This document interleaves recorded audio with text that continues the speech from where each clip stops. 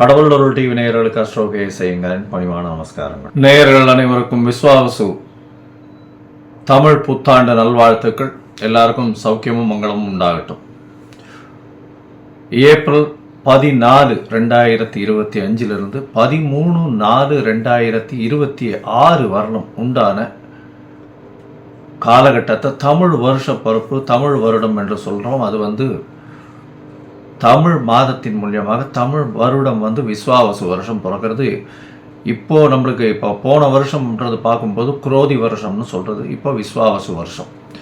சரி, இந்த விஸ்வாவசு வருஷத்தில் என்னென்ன கிரகச்சாரங்கள், கிரக மாற்றங்கள் இருக்குது, இந்த வருஷம் பிறக்கும் பொழுது என்ன கிரக நிலைகள் இருக்குது, என்னென்ன கிரகங்கள் மாற்றங்கள் அமையிறது, பெரிய கிரகங்கள் வருட கிரகங்கள்னு சொல்லக்கூடிய சூரியன், அதாவது குரு, சனி, ராகு, கேது இவர்களுடைய மாற்றங்கள் என்ன, மாத கிரகங்கள்னு சொல்லக்கூடிய சூரியன், செவ்வாய், புதன், சுக்கிரன் இவா 4 பேரும் மாத கிரகங்கள்னு சொல்லக்கூடியது. சந்திரன் தினக்கோள், அதாவது 2.25 நாளைக்கு ஒரு ராசியிலிருந்து அடுத்த ராசிக்கு போகிறார்.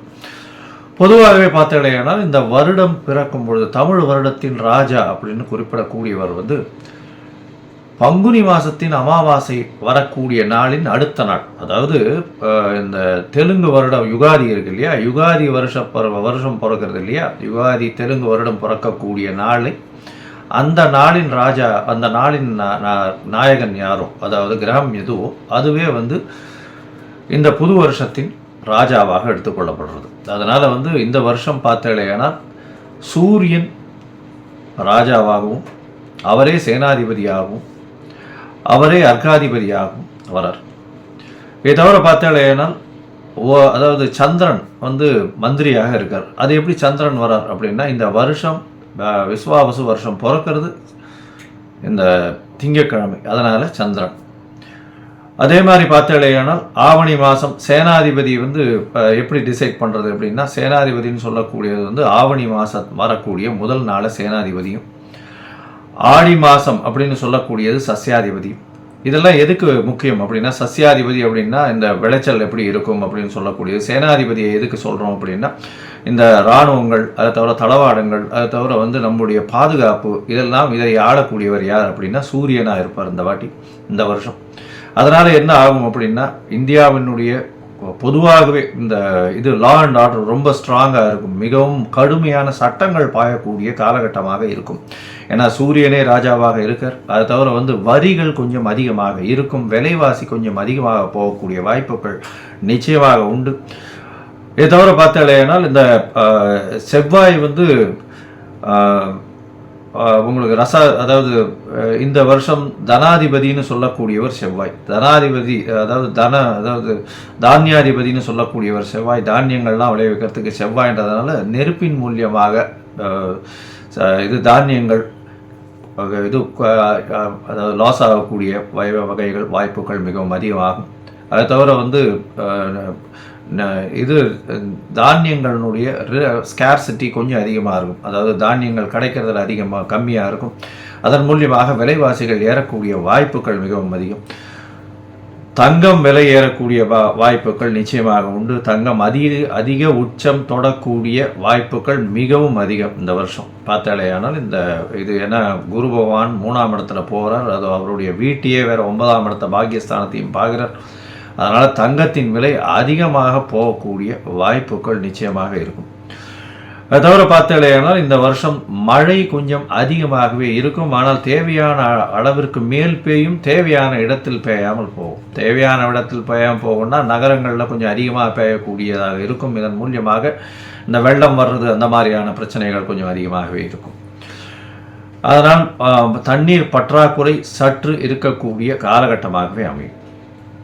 சரி, மொத்தத்தில் இந்த வருஷத்தில் பார்த்தேன்னா சூரியனுடைய கட்டுப்பாட்டில் எல்லா விஷயங்களும் வர்றதுனால நாட்டை ஆளக்கூடியவர்களுக்கு நல்ல ஒரு ஏற்றமான காலகட்டமாக இருக்கும். இருந்தாலும் கடுமையான சட்டங்கள் கொஞ்சம் அதிகமாக வரக்கூடிய வாய்ப்புகள் நிச்சயமாக உண்டு. சனியும் ஆட்சியில் போயிருக்கார். இந்த வாட்டி கும்பத்திலேயே போய் ஆட்சியில் இருக்கிறது, மூலத்திரிகோண வீட்டில் இருக்கிறதுனால தொழிலாளர்களுக்கு மிகவும் கடினமான காலகட்டமாக இந்த வருஷம் அமைய போகிறது. பண பற்றாக்குறை கொஞ்சம் அதிகமாகவே இருக்கும். தொழிலாளர்கள் மத்தியில் பண வரத்து அதிகமாக இருக்காது. ஃப்ரீ ஃப்ளோ ஆஃப் மணி இருக்கிறதுக்கு வாய்ப்புகள் மிகவும் கம்மி. வியாபாரிகளுக்கு சற்று பின்னடைவு இருக்கும். ஏன்னா இந்த வருஷம் பிறக்கும் பொழுதே வந்து புதன் 12ஆம் இடத்துல நீச்சப்பட்டு போகிறார். விரயங்கள் வியாபாரிகளுக்கு கொஞ்சம் அதிகமாகவே இருக்கும். லாசஸ் கொஞ்சம் அதிகமாக இருக்கக்கூடிய வாய்ப்புகள் நிச்சயமாக உண்டு. இருந்தாலும் நீச்ச பங்கம் அடைகிறார், அதாவது க்ளோஸ், அதாவது இதை விட்டு வெளியில் போகிறதுனால நல்ல ஏற்றங்கள் கிடைக்கக்கூடிய காலகட்டமாகவும் அமையும். வியாபாரத்தின் மூலியமாக இந்த ஷேர் மார்க்கெட் இண்டிசஸ்லாம் பார்த்தீங்கன்னா, ஷேர் மார்க்கெட் இண்டிசஸ்லாம் வந்து உள்நாட்டு உற்பத்தி வெளியில் போய் அது ஒரு பெரிய ஏற்றத்தை கொடுக்கும்.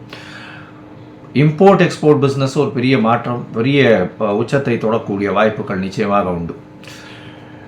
மொத்தத்தில் பார்த்தோம்னா இந்த வருஷம் பெரிய ஏற்றம் நல்லபடியாக இருக்கும். பெண்களுக்கு மிகவும் ஏற்றமான வருஷம். பெண்கள் வந்து நல்ல எல்லா இடத்துலையும் வந்து ஒரு ஐகானிக் ப்ரெசன்டேஷன் இருப்பாங்க. ஏன்னா சுக்கிரன் வந்து உச்சம் பெற்று போயிருக்கக்கூடிய காலகட்டத்தில் இந்த வருஷம் பிறகுறது அது ஒரு பெரிய ஏற்றம்.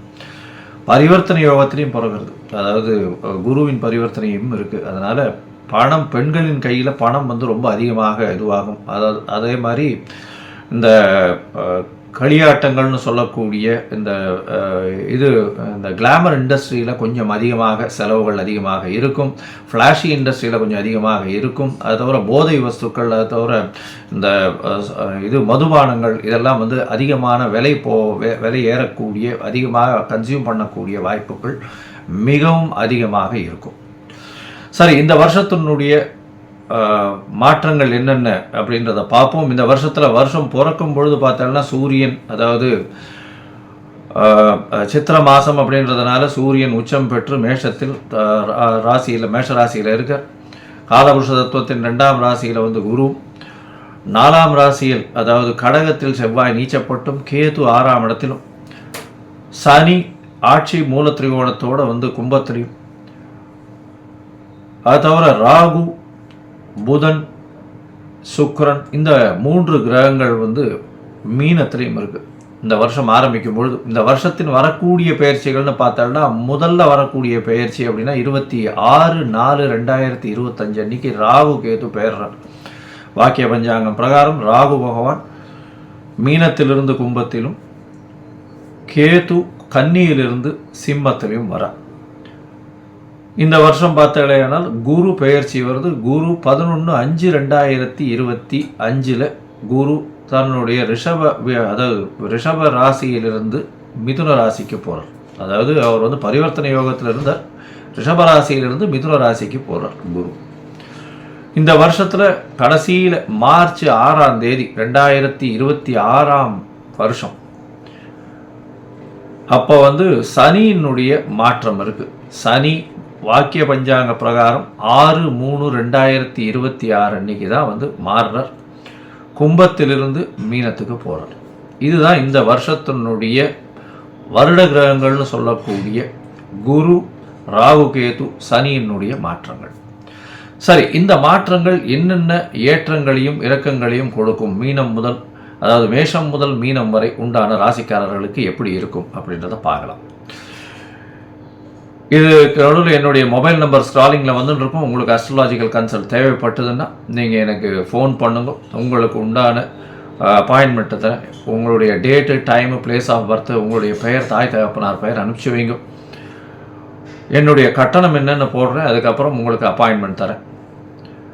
உங்களுடைய அப்பாயின்மெண்ட்டை போடும்போது உங்களுடைய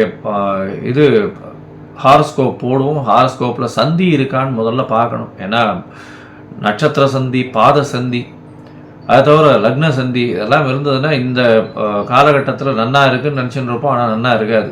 எதனாலன்றதே புரியாது. உங்களுக்கு வந்து துலா லக்னமாக இருக்கும், நல்ல தசை நடக்கிறதுன்னு நினச்சின்னு இருப்போம். ஆனால் நல்ல தசையாகவே இருக்காது உங்களுக்கு. ஏன்னா அது லக்ன சந்தியாக வந்திருக்கும். விசாகம் 3ஆம் பாதம் நினச்சின்னு இருப்பீங்க, விசாகம் 4ஆம் பாதம் ரிச்சிக லக்னமாக இருக்கும். அதனால் நிறைய பேருக்கு என்கிட்ட வர்றவாளுக்கு 40, 45 வயசு, 50 வயசுலாம் இருக்கிறவாள்லாம் அவள் நட்சத்திரமே தெரியாமல் அவள் வந்து மிருகசீரிஷம்னு சொல்லிட்டு இருப்பாள். மிருகசீரிஷம் 2ஆம் பாதம்னா ரிஷபத்தில் வரும், 3ஆம் பாதம்னா மிதுனத்தில் வரும். அதனால் அந்த மாற்றத்திலேயே அவர்கள் வந்து யாருக்கு அர்ச்சனை பண்ணுறோம்னே தெரியாமல் பண்ணிட்டு இருப்பாள். அதனால் சந்தி முதல்ல தெரிஞ்சுட்டு எந்த நட்சத்திரம், என்ன பாதம், என்ன லக்னம், என்ன லக்னத்தின் பாதம் அப்படின்றத தெரிஞ்சுட்டு அவர்களுக்கு இப்பொழுது ஏற்ற தசையாக இந்த காலகட்டத்தில் நடக்கக்கூடிய தசாபுக்தி, அந்தரம், சூக்ஷ்மம், அதை தவிர கோல்சாரம் எப்படி இருக்குது அப்படின்றத வச்சு அவர்களுடைய பலன்கள் எப்படி இருக்கும் அப்படின்றதையும் சொல்கிறேன்.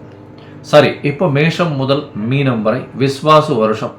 2025 26 ஏப்ரல் 14 முதல் 2025 ஏப்ரல் 13 வரை 2026 வரை உண்டான பலன்கள் ஒன்றொன்னா பார்க்கலாம்.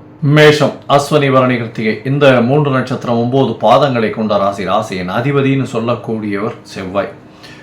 ராசிநாதன் இந்த மாதம் பிறக்கும் பொழுது 4ஆம் இடத்துல நீச்சப்பட்டு இருக்கார். அவர் மாத கிரகம்ன்றதுனால ஒரே ஒரு மாதம் 1.5 மாதத்தில் அவர் மாறி போயிடுவார். அதனால் ஒரு பெரிய விசேஷம், அதாவது அதனால் ஒரு பெரிய செட்பேக்குன்றது ஒன்றும் கிடையாது, கவலைப்பட வேண்டாம். பொதுவாக பார்க்க வேண்டியது நம்ம வருட கிரகங்கள்னு சொல்லக்கூடிய குரு, ராகு, கேது மற்றும் சனியினுடைய மாற்றங்களை வச்சு தான் பொதுவாக வருஷ பலன்களை சொல்லணும். இந்த வருஷம் பார்த்தடையானால் வருஷம் பிறந்த உடனே ஒரு 10-15 நாளில் பார்த்தேன்னா உங்களுடைய ராசிக்கு இவ்வளவு நாள் 12ஆம் இடத்துல இருந்து பிரச்சனைகளை கொடுத்து கொண்டு இருக்கக்கூடிய ராகு, அதாவது உங்களுடைய தூக்கத்தை கெடுத்து, உங்களுடைய சுகத்தை கெடுத்து, உங்களுடைய வெளிநாட்டு பயணங்களை பிரச்சனைகளை கொடுத்து, அது தவிர உடல் நலத்தில் சற்று பிரச்சனைகளையும் கொடுத்திருந்த ராகு மற்றும் கேது 6ஆம் இடத்துல உடல் நலத்தில் பிரச்சனையை கொடுத்து அதிக கடனை வாங்க வச்சு இருந்த ராகு கேது உங்களுடைய ராசிக்கு 11ஆம் இடத்துல போகிறது பெரிய விசேஷம். இதன் மூலியமாக பார்த்தலையானால் தொழிலில் பெரிய ஏற்றம் கிடைக்கக்கூடிய காலகட்டம், லாபம் மிகவும் அதிகமாக இருக்கக்கூடிய வாய்ப்புகள் மிகவும் அதிகம். ராகு 11ஆம் இடத்துல போகிறது பெரிய ஏற்றத்தை கொடுக்க போகிறது. எல்லா விதமான விஷயங்களிலும் வெற்றி கிடைக்கும். அதனால் 11ஆம் இடத்தில் ராகு நினைத்த காரியங்கள் நினைத்த இடத்தில் நடக்கக்கூடிய காலகட்டமாக அமையப்போகிறது.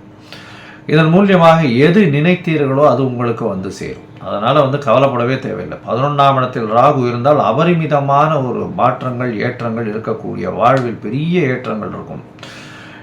இந்த ராகு கேதுவின் பெயர்ச்சி உங்களுடைய வாழ்வில் பெரிய மாற்றத்தை ஏற்படுத்தக்கூடிய காலகட்டம். அதன் மூலியமாக இந்த விஸ்வாவசு வருஷம் பெரிய ஏற்றத்தை கொடுக்க போகிறது.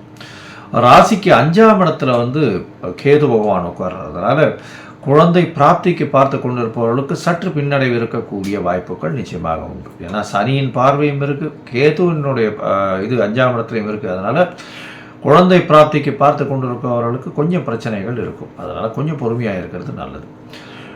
இந்த வருஷம் பார்த்தலையானால் உங்களுடைய ராசிக்கு 3ஆம் இடத்துல 2ஆம் இடத்துல இருந்த குரு பகவான் 3ஆம் இடத்துல போகிறார். அதனால் கண்டிப்பாக திருமணம் கைகூடக்கூடிய காலகட்டம், முயற்சிகள் எல்லாமே வெற்றி பெறக்கூடிய வாய்ப்புகள் உண்டு.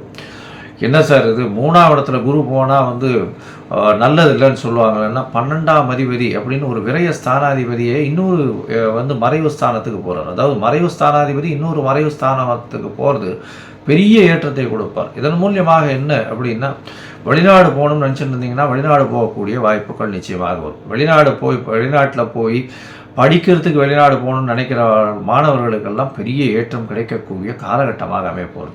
திருமணம் கைகூடக்கூடும். ஏன்னா உங்களுடைய ராசிக்கு 7ஆம் இடத்தை குரு பார்க்குறார். பெரிய ஏற்றம் கிடைக்கக்கூடிய காலகட்டமாக அமையப்போகுது. அதோட உங்களுடைய ராசிக்கு பாக்கியஸ்தானத்தையும் குரு பார்க்குறார். அதாவது 9ஆம் இடத்தையும் பார்க்கறதுனால தந்தையின் உடல்நிலையில் நல்ல ஒரு ஏற்றம் இருக்கும். உங்களுடைய உடல்நிலையில் நல்ல ஒரு ஏற்றம் இருக்கக்கூடிய காலகட்டம். இதோட பார்த்தலையானால் உங்களுடைய ராசிக்கு 9ஆம் இடத்தை குரு பார்க்கறதுனால மேல் படிப்புக்கான விஷயங்கள், மேல் படிப்புக்கு இவ்வளவு நாள தடையாக இருந்த காரணங்கள் எல்லாமே தடை விலகி உங்களுக்கு நல்ல ஒரு ஏற்றம் கிடைக்கக்கூடிய காலகட்டமாக அமைய போகிறது. போஸ்ட் கிராஜுவேஷன் வெளிநாடு போய் படிக்கணும்னு நினைக்கிறவர்களுக்கெல்லாம் கண்டிப்பாக மேஷராசிக்காரர்களுக்கு அமையக்கூடிய பாக்கியம் உண்டு. இந்த வருஷம் உங்களுடைய ராசிக்கு 11ஆம் இடத்தையும் குரு பார்க்குறார். தனகாரகன் லாபஸ்தானத்தை பார்க்கறது எவ்வளோ பெரிய விசேஷம்னா, நீங்கள் எந்த டேப்பை திறந்தால் எண்ணெய் கொட்டித்துனா விசிறு இல்லாமல் கொட்டுமே, அந்த அளவுக்கு பண வரவு எந்த ஒரு தங்கு தடைகளும் இல்லாமல் வரக்கூடிய வாய்ப்புகள் உங்களுக்கு உண்டு. எது எடுத்தாலும் வெற்றி கிடைக்கும். மூத்த சகோதர சகோதரிகள் மூலியமாக சிறு சிறு பிரச்சனைகள் இருந்தாலும் உங்களுக்கு பண வரவு மிகவும் அதிகமாக இருக்கும், லாபங்கள் அதிகமாக இருக்கும். நினைத்த காரியங்கள் நினைத்த இடத்தில் நினைத்த நேரத்தில் நடக்கக்கூடிய வாய்ப்புகள் நிச்சயமாக உண்டு. இந்த வருஷம் பார்த்தாலேயானால் சனி உங்களுடைய ராசியிலேயே இருக்கார் 11ஆம் இடத்துல. 10-11 அதிபதி 11ஆம் இடத்துல போய் இருக்கார். தொழிலில் அபரிமிதமான லாபம் வரும். அபரிமிதமான லாபம்னா இவ்வளவு நாளாக உங்களுடைய ராசிக்கு உங்களுடைய தொழிலாளர்கள் மூலியமாக சிறு சிறு தொல்லைகள் இருந்துகிட்டே இருந்தது. தொழிலில் மிகுந்த சுணக்கம் வந்து கொண்டே இருந்தது. இப்போ பார்த்தோம்னா தொழிலெல்லாம் மேன்மை இருக்கக்கூடிய காலகட்டமாக இந்த விஸ்வாவசு வருது. இதன் மூலியமாக பார்த்தோம்னா இந்த வருஷம் மொத்தமே உங்களுக்கு ஒரு பெரிய ஏற்றம் கிடைக்கக்கூடிய வருஷமாக இருக்க போகிறது. மொத்தத்தில் இந்த மேஷராசி என்பவர்களுக்கு பார்த்தேன்னா எடுத்த காரியங்களில் வெற்றி அதாவது இளைய சகோதரர் மூலியமாக நல்ல ஒரு ஆதாயம் கிடைக்கக்கூடிய காலகட்டமாக அமையும். திருமண பாக்கியம் ஏற்படக்கூடிய காலகட்டமாக அமைய போகிறது. எடுத்த விஷயங்கள் எல்லாமே வெற்றி பெறக்கூடிய வாய்ப்புகள் உண்டு. மேற்படிப்பிற்காக வெளிநாடு, வெளியூர், வெளிமாநிலம் செல்லக்கூடிய பாக்கியம் நிச்சயமாக வரும். வெளிநாட்டிற்கு போய் படிக்கக்கூடிய பாக்கியம் உங்களுக்கு வரக்கூடிய வாய்ப்புகள் நிச்சயமாக உண்டு. உங்களுடைய ராசிக்கு பார்த்தலைன்னா புதிய வேலை கிடைக்கக்கூடிய வாய்ப்புகள் நிச்சயமாக இருக்குது. குரு சனியையும் ராகுவையும் பார்க்கறதுனால கோதண்ட ராகுவாக மாறுறதுனால எல்லா விதமான விஷயங்களிலும் வெற்றி பெறக்கூடிய வாய்ப்புகள் உண்டு. மூத்த சகோதர சகோதரிகள் மூலியமாக சிறு சிறு பிணக்கு இருந்தாலும் அதில் ஒரு ஏற்றம் இருக்கக்கூடிய காலகட்டமாக அமைய போகிறது. எடுத்த காரியங்கள் அனைத்திலும் வெற்றி அடையக்கூடிய காலகட்டமாக அமைய போகிறது. இந்த மேஷராசிக்காரர்கள் யோக நரசிம்மரை போய் வழிபட்டு வர்றதும், அவருக்கு ஒரு சிவப்பு கலர் துணி வஸ்திரதானம் கொடுத்துட்டு வர்றதன் மூலியமாகும் எல்லா விதமான ஏற்றங்களும் கிடைக்கும். அதுவும் இந்த மேஷராசிக்காரர்கள் இந்த செங்கல், மண், ஜல்லி இந்த மாதிரியான வியாபாரம், இரத்த சம்பந்தப்பட்ட டாக்டராக இருக்கிறவர்கள், இவர்களுக்கெல்லாம் மருந்து சம்பந்தப்பட்ட, மருத்துவமனை சம்பந்தப்பட்ட, அதை தவிர ரியல் எஸ்டேட் பண்ணுறவங்க, நெருப்பு சம்பந்தப்பட்ட, அதை தவிர சமையல் கலை வல்லுநர்கள், இவாளுக்கெல்லாம் பெரிய ஏற்றம். அதை தவிர உடற்பயிற்சி செய்கிறவங்க, இந்த யூனிஃபார்ம் சர்வீசஸில் இருக்கிறவங்க, ஐபிஎஸ் அந்த மாதிரியான கேடர்ஸில் இருக்கிறவங்க, ஆர்மி, நேவி இந்த மாதிரியான விஷயங்கள் இருக்கிறவங்களுக்கெல்லாம் பெரிய ஏற்றம் கிடைக்கக்கூடிய காலகட்டமாக அமையிறது. இந்த வருஷம் பெரிய ஏற்றமான வருஷம். இந்த வருஷத்தில் 85 விழுக்காடு உங்களுக்கு எல்லா விதமான வெற்றியும் கிடைக்கும் அப்படின்றத சொல்ல. கடவுள் அருள் டிவியை பார்த்தமைக்கு நன்றிகள். மேலும் இது போன்ற தகவல்களை தெரிந்து கொள்ள கடவுள் அருள் டிவியை சப்ஸ்கிரைப் செய்யுங்கள். மறக்காமல் பெல் ஐக்கானை கிளிக் செய்யுங்கள்.